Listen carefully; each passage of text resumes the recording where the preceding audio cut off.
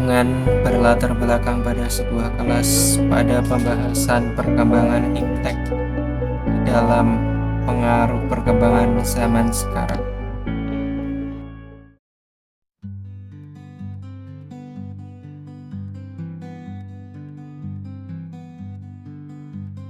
Pada hari ini, saya akan menjelaskan tentang pengembangan ilmu pengetahuan dalam perspektif agama Islam. Baik, pertama-tama kita harus mengenal terlebih dahulu apa itu ilmu pengetahuan. Jadi di sini saya akan menjelaskan tentang definisinya terlebih dahulu. Saya akan tuliskan di sini.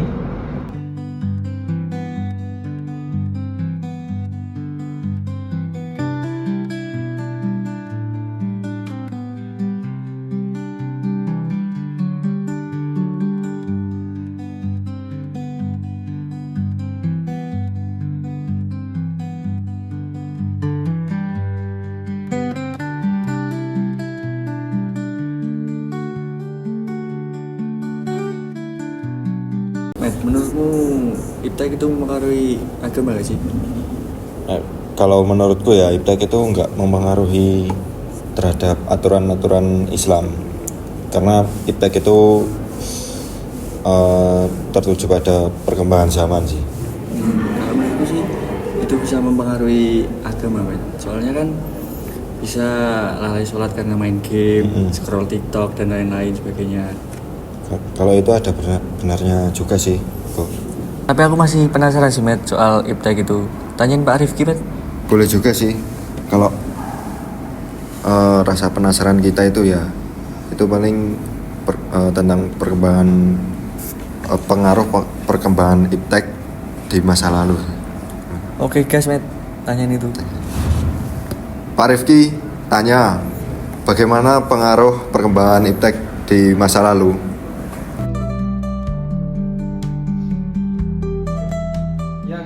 Boleh Mas Ahmed. Jadi pertanyaannya mungkin tentang ini ya, pengaruh iptek di masa lalu ya. Mungkin kita ambil contoh pada masa kekhalifahan ya. Jadi di kekhalifahan itu sudah banyak ditemukan tentang ilmu pengetahuan. Nah, menurut buku yang saya baca, itu Islam dulu itu pernah dijajah oleh bangsa utara yaitu Eropa pada bidang ilmu pengetahuan.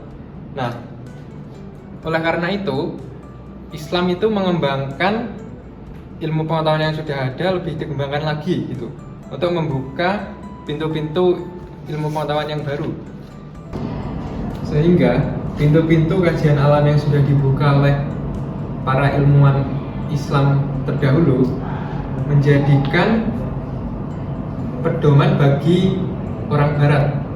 Nah, contohnya menurut Gustave Le Bon mengatakan bahwa terjemahan buku-buku bangsa Arab, keilmuan hampir menjadi satu-satunya sumber bagi pengajaran di perguruan tinggi Eropa selama 5 atau 6 abad lamanya.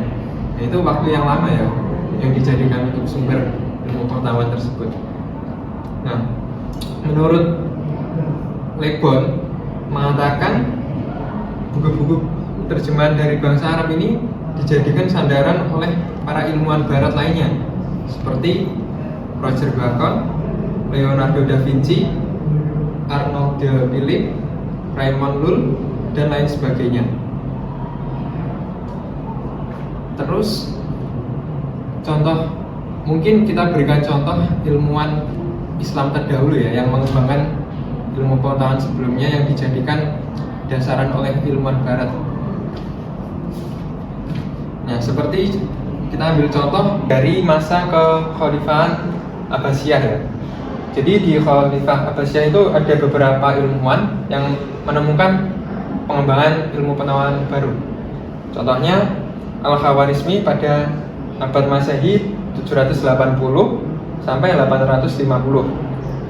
Dia menemukan angka 0 dan namanya diabadikan dalam cabang ilmu matematika atau sekarang disebutnya algoritma. Kemudian ada Ibnu Sina Nah, Ibnu Sina ini menemukan pengetahuannya terjadi pada tahun 980 sampai 1037 Masehi, yang menemukan termometer udara untuk mengukur suhu udara. Namanya terkenal di barat, terutama di Avicenna, pakar medis Islam legendaris dengan karya ilmiahnya ke-6.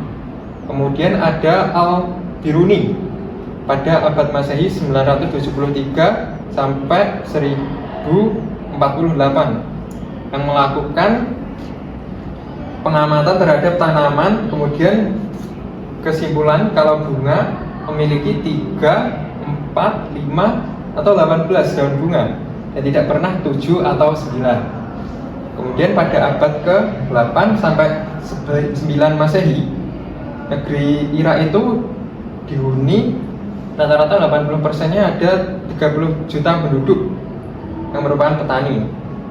Nah, petani ini dibangun dengan irigasi modern dari sungai Tigris dan Eufrat, yang hasilnya diperoleh hasil panen gandum dibandingkan benih yang disebar sebelumnya, yaitu 10:1. Ini perbandingan yang sangat jauh ya, jadi hasilnya lebih banyak.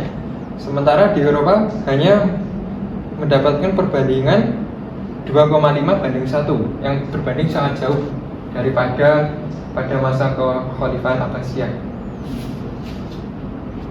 Kemudian ada tentang bangunan material, terutama pada bidang arsitektur pada Masjid Agung Cordoba. Nah, ini dibangun dulu itu pada Khalifah Al-Mutawakkil pada Istana Al-Hamara Qasr yang dibangun di Sevilla, Andalusia pada tahun 930 Masehi. Nah, itu mungkin bisa dijadikan gambaran ya, bahwa di masa lalu itu sudah ada perkembangan iptek yang dikembangkan oleh para ilmuwan sebelumnya, oleh ilmuwan dari Islam tentunya, dan kemudian itu dikembangkan lagi pada zaman setelahnya oleh ilmuwan Barat, yang pada saat ini mungkin kita hanya tahu ilmu itu mayoritas rata-rata didapatkan dari Barat ya, mayoritas pada Eropa. Padahal enggak, itu ilmu itu para ilmuwan Eropa itu mendasarinya dari ilmuwan Islam gitu loh, atau dari Arab. Jadi mungkin kita perlu belajar lebih dalam lagi untuk mengetahui asal usul iptek ini ya. Mungkin itu Mas Ahmed jawabannya. Walah begitu ya Pak. Jadi ilmuwan-ilmuwan Islam zaman dulu itu luar biasa ya. Perkembangan iptek itu tidak berpengaruh negatif pada agama Islam, tapi malah berpengaruh positif pada agama Islam. Terima kasih Pak. Malah benar juga sih Met, kata Pak Rifki. Terjawab sudah rasa penasaranku. Iya kau. Satu. Oke, berarti udah jelas ya Mas Ahmed penjelasannya.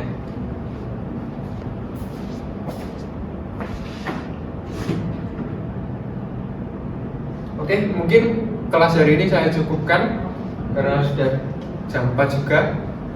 Sekian penyampaian materi dari saya, kurang lebihnya mohon maaf. Wassalamualaikum warahmatullahi wabarakatuh. Waalaikumsalam warahmatullahi wabarakatuh. Oke, boleh silakan pulang.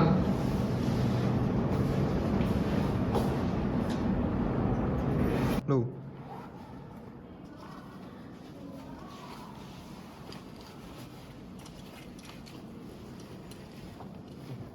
Nanti jawab. Apa ya? Kamera. Ya, madep Vigo. Wes. Buka apa ya kau ya? Mending beli ini aja kau. Beli es teh ya. Terus sama beli jajan. Kalau mau nasi beli ayam geprek aja. Nasi ayam geprek gimana? Yuk guys. Oke, gas. Cirolu.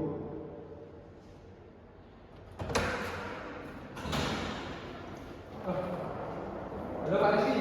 Halo Pak Rifki.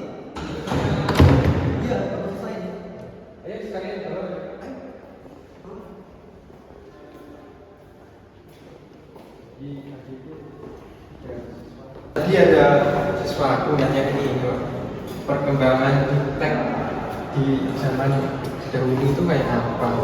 Kasih contoh ya kayak ilmuwan dahulu itu kayak apa gitu. Menurut pandangannya Pak Rizky gimana ya perkembangan tech ini pengaruh di zaman sekarang? Pada Islam atau Pada Islam Pak?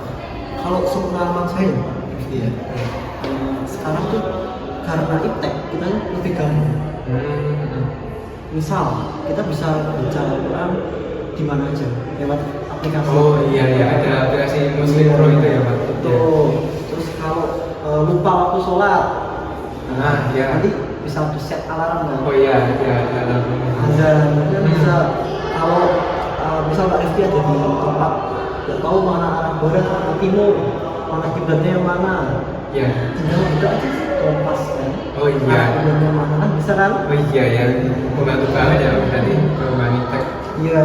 Misal Rifki pengen nonton dakwah nih, sekarang tuh tambah gampang kan? Iya ya, saya juga pernah lihat ini Pak, dakwahnya di YouTube itu banyak Pak. Iya kan? Iya. Di YouTube ada podcast buat dakwah. Iya, ke situ Pak. Di TikTok juga ada juga. Itu sih Pak Rifki. Jadi sebenarnya jadi lebih gampang. Oke, baik Pak. Jadi Islam dalam tech itu luas ya Pak? Luas sekali. Luas sekali manfaatnya juga luas. Saya seperti itu. Terima kasih Pak. Ya.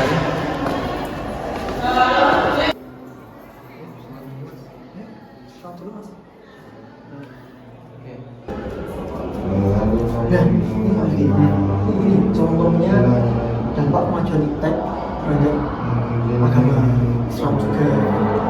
Bismillahirrahmanirrahim. Alif lam mim. Dzalikal kitabu la raiba fihi hudal lil muttaqin.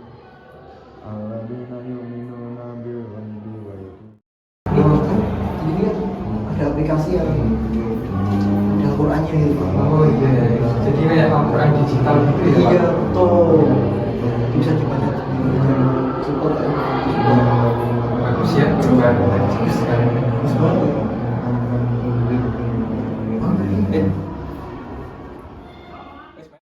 kamera. Yo, madep iku.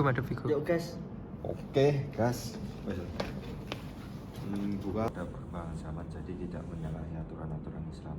Kalau menurutku sih itu Pak Riki. Hei.